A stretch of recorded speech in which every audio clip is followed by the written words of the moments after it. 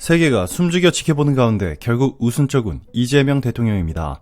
트럼프 대통령의 돌발 귀국을 계기로 일부 외신과 일본 극우 매체는 한국 패싱을 외쳤지만 이는 허망한 착시였음이 곧바로 드러났습니다.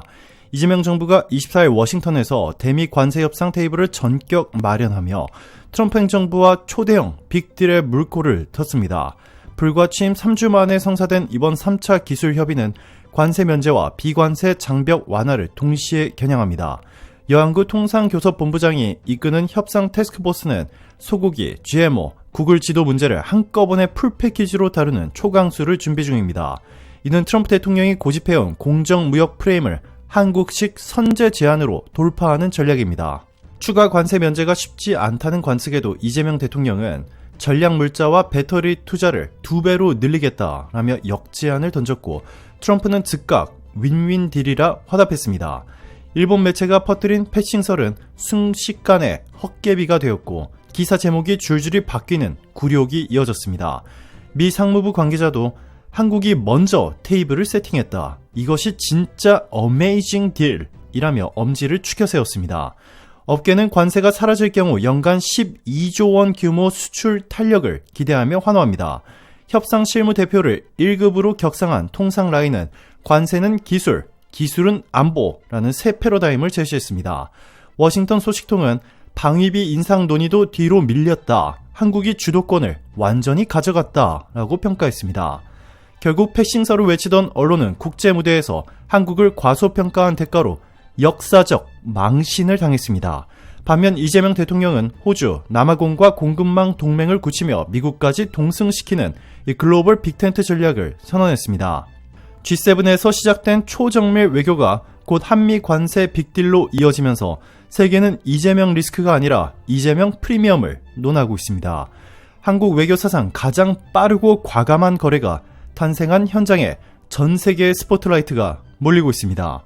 이뿐 마냐입니다. 세계는 지금 캐나다 엘버타의 청명한 하늘 아래서 새로운 시대의 주인공 이재명 대통령이 펼쳐보인 초고속, 초정밀 외교 드라마에 열광하고 있습니다. 취임 불과 12틀 만에 G7 무대에 우뚝 선 그는 누구도 예상치 못한 전략과 배짱으로 국제뉴스를 단숨에 장악했습니다. 첫날부터 돌발 행동으로 회의를 흔들어 놓은 도널드 트럼프 미국 대통령의 조기 귀국과 일본 극우 언론의 조롱 섞인 보도가 퍼지는 와중에도 이재명 대통령은 흐트러짐 없는 카리스마로 한국 외교의 존재감을 새로 썼습니다.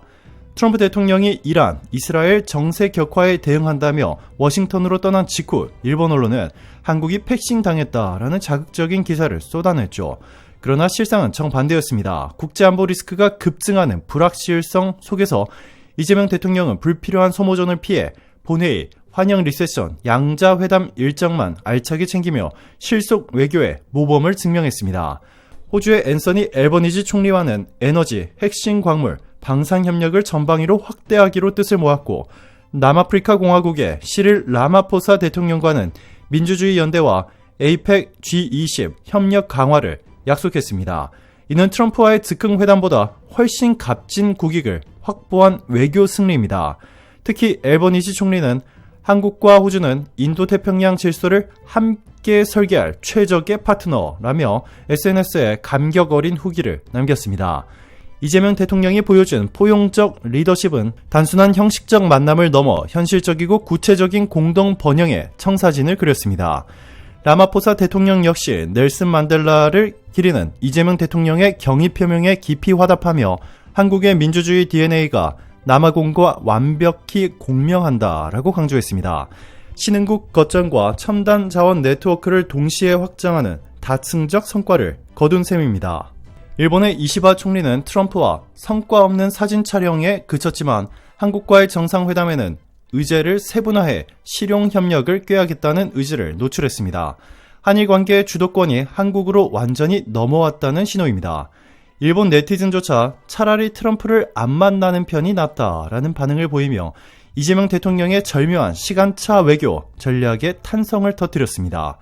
캐나다 측의 환영 분위기도 압도적이었습니다. 다니엘 스미스 엘버타 주수상이 주최한 리셉션과 메리 사이먼 총독의 만찬에서 이 김혜경 여사가 선보인 녹색, 연랑색 한복은 순식간에 플래시 세례를 받았고 각국 정상이 줄지어 기념 촬영을 요청했습니다.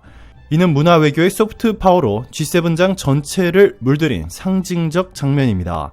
캐나다 언론은 대한민국의 한복이 G7 회의장을 화합의 무대로 만들었다라고 극찬했고, 영국 BBC는 한국식 절제된 품격이 국제 외교의 새로운 미학을 제시했다라고 보도했습니다.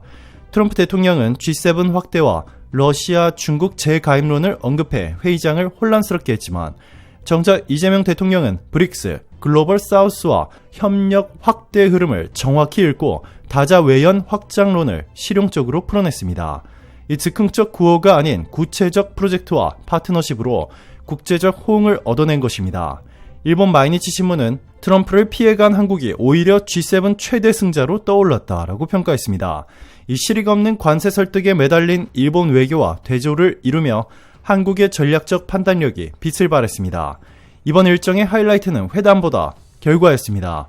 관세, 방산, 에너지, 공급망 등 핵심 현안에서 다른 나라 수준으로 대우받겠다라는 명확한 목표를 제시하고 교집합을 찾지 못하는 의제는 과감히 뒤로 미루는 결단력이 돋보였습니다. 불과 1박 3일이지만 이재명 대통령은 한국의 이익을 극대화하는 데 필요한 퍼즐 조각을 정확히 맞춰 넣었습니다. 이는 준비되지 않은 상태에서 트럼프의 미국 우선주의 공세를 정면으로 받을 위험을 사전에 차단한 현명한 선택입니다. 국내외 전문가들은 이재명 대통령의 외교는 선제 차단과 선택 집중의 교과서라고 입을 모읍니다. 국제 분쟁이 고조되는 순간 불필요한 마찰 지점은 피해가며 실질적 성과만 챙기는 전략은 한국 경제 안보 리스크를 최소화합니다. 중국, 러시아 신흥국 블록이 세를 불리는 와중에도 한국은 G7과 브릭스 사이에서 가교 역할을 수행하며 독자 행보를 뚜렷이했습니다. 이는 전임 정부에서는 볼 수 없었던 다중 벡터 외교의 진화판이라 할 수 있습니다. 게다가 트럼프 대통령이 귀국 직후 테헤란 철수를 촉구하고 벙커버스터 옵션까지 거론하면서 이 중동 리스크를 폭발시킨 상황은 이재명 대통령이 트럼프와 예정보다 늦게 만나는 것이 얼마나 현명한 선택이었는지 증명합니다. 이 방위비 분담금 인상 요구나 관세 폭탄 같은 유탄 없이 한국은 시간을 벌고 대응카드를 다듬을 여유를 확보했습니다. 외교 참모진이 아직 완전 편성되지 않은 초기 국면에서 이런 고난도의 패싱 역이용 전략을 구사한 것은 칭찬받아 마땅합니다. 결론적으로 이번 캐나다 G7은 트럼프 돌발 변수가 만든 혼돈과 이재명 대통령의 냉정한 해법이 격돌한 무대였습니다. 세계 언론이 조명한 챔피언은 한국이었습니다. 한국의 우아함이 빛난 리셉션, 호주 남아공과의 심화된 경제안보 협력, 그리고 일본을 긴장시킨 실용 외교의 새 모델까지, 이 모든 장면은 대한민국이 G7을 넘어 글로벌 하이브리드 파워로 부상했다는 사실을 선명히 드러냅니다. 이재명 대통령은 돌아오는 길에 이번 회의는 시작에 불과하며 앞으로 관세, 기후, 에너지 전환 문제를 실질적으로 해결하는 행동 외교를 펼치겠다라고 밝혔습니다. 국내 산업계는 이미 한국형 공급망 FTG를 세계 주요 파트너와 구축할 전기를 마련했다라며 환호하고 있습니다. 고작 열 이틀 전까지만 해도 준비 기간이 부족하다는 우려가 있었지만 이제는 준비되어 있다면 이재명 정부처럼 자신감 있게 나가야 한다라는 외교 교본이 만들어졌습니다. 세계는 지금 에버타 밤하늘을 수놓은 오로라보다도 더 찬란한 한국 외교의 서막을 목격했습니다. 그리고 그 중심에는 한치의 망설임 없이 국익을 향해 돌진한 이재명 대통령이 있습니다. 이번 G7 무대에서 울려 퍼진 박수갈채는 한국 패싱이라는 일본 극우 언론의 헛소리를 침묵시켰고 한국 없이는 미래도 없다라는 신념을 국제사회에 각인했습니다. 앞으로 펼쳐질 그의 외교 항해가 얼마나 더 거대한 파도를 일으킬지 세계는 숨을 죽이고 지켜보고 있습니다. 오늘도 감사합니다. 최고로 멋진 하루 보내시길 바랄게요.